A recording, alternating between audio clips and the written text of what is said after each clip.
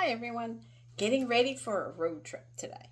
So, when we go on a road trip, there's a few things that we always take with us. We always take some sandwiches so that we don't always have to stop all the time for something to eat or take the time out of our trip to have a big meal and lose time on the road, especially when we're doing a long road trip. Today's happens to be over 9 hours. So that's one of the things that we like to do. We also maybe bring some drinks, some waters with us as well. This way, it'll shorten some stops.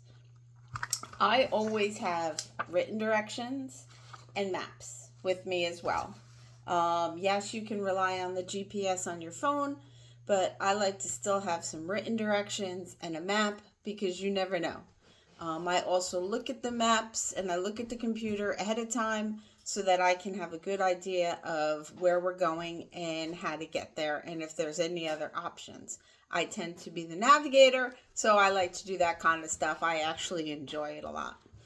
I also take wristbands and Bonine depending on where we're going for the trip. This one that we're going on happens to have some winding roads, some mountains.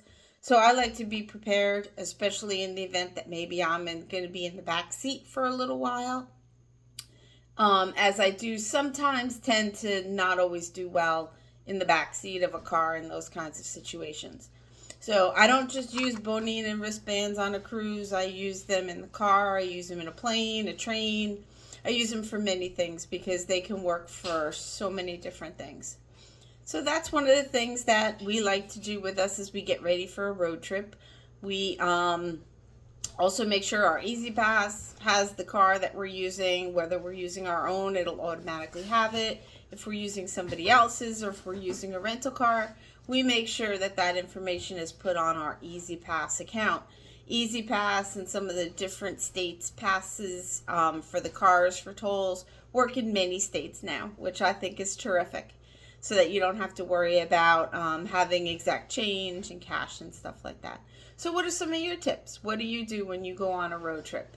So why don't you comment and then let me know as well, because maybe you do something that would be terrific to add to our next road trip.